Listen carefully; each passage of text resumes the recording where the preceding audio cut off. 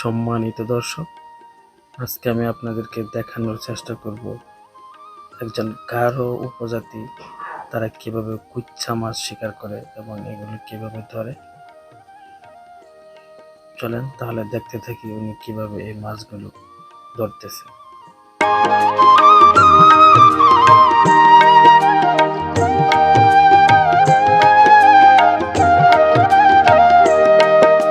একজন গারো উপজাতি তারা কিন্তু এই কুচ্চা মাছ শিকার করার মাধ্যমে কিন্তু তাদের জীবিকা নির্বাহ করে থাকে এবং তারা ছোটবেলা থেকে এই বিষয়ে অনেকটা পারদর্শী থাকে।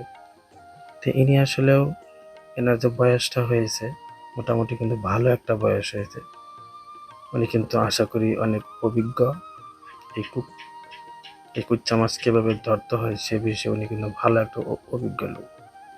চলেন আমরা দেখতে থাকি উনি শেষ পর্যন্ত কয়টা মাছ ধরতে পারে বা কি হয়।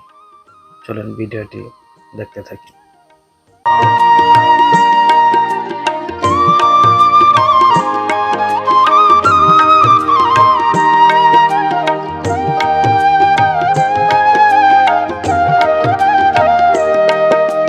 আমি ওনার কাছে জানতে চেয়েছিলাম যে আপনি কত বছর যাবত এই কুইসা মাছ শিকার করেন। তিনি তার উত্তরে বলেছিলেন, আমি ছোটবেলা থেকেই এই মাছ ধরার কাজে নিয়োজিত। উনি পাশাপাশি অন্য আর কোনো কিছু করেন না, মূলত তিনি এটা দিয়ে উনি জীবিকা নির্বাহ করে থাকেন। তো দর্শক, এই ফাঁকে আপনাদেরকে আমি একটা বিষয় জানিয়ে রাখি।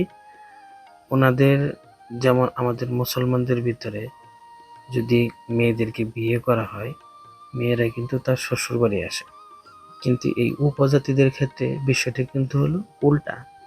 তার মানে ছেলেরা তাদেরকে বিয়ে করে তাদের ওখানে কিন্তু চলে যায়, মানে মেয়ের বাড়িতে তারা চলে যায়। তো ইনি আসলে মূলত কিন্তু এখন যে গ্রামে বসবাস করছেন উনি কিন্তু এই গ্রামের বাসিন্দা নয়, তবে যেহেতু উনি উপজাতি লোক, উনি যেহেতু এখানে বিয়ে করেছেন সেই সুবাদে আমরা বলতে পারি উনি আমাদের এই এলাকায় জামাই হিসেবে আসছেন। কিন্তু এটা আমাদের মুসলিম দৃষ্টিকোণ থেকে এরকম হয়, কিন্তু উপজাতিদের ক্ষেত্রে মানে গারো উপজাতিদের ক্ষেত্রে মানে তাদের রীতিনীতিটাই হচ্ছে এরকম।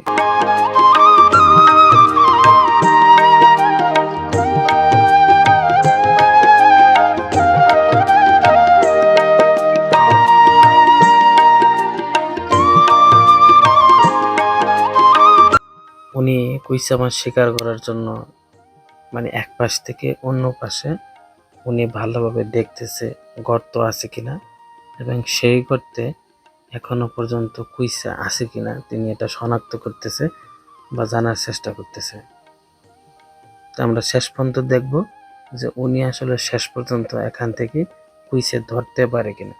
গারো উপজাতিদের ক্ষেত্রে সম্মানিত দর্শক, আমি আরেকটা বিষয় আপনাদেরকে জানিয়ে রাখি, এরা কিন্তু মানুষ হিসেবে খুবই সহজ সরল, সুন্দরভাবে মিলেমিশে কিন্তু এরা বসবাস করে। আপনি যদি তাদের ফ্যামিলিগুলোতে যান কখনো গিয়ে দেখবেন না তাদের ভিতরে কোনো দ্বন্দ্ব, কলহ, মন মালিন্য, এবং দেখবেন সুশৃঙ্খলভাবেই কিন্তু তারা বসবাস করে থাকে।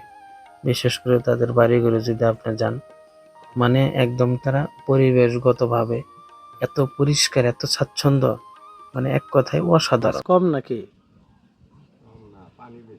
হ্যাঁ, এটাও ঠিক, কিন্তু আমি তো মনে করছি যে পানি একটু আর বেশি হলে মানে ভালো হয়।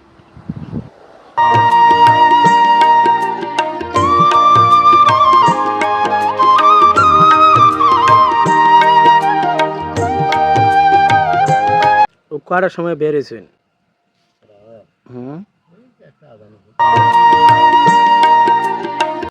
কয়টা বন্ধু ধরবেন?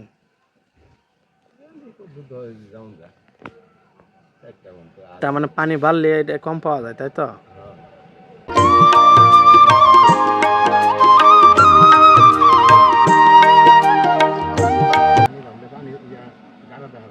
হুম হুম।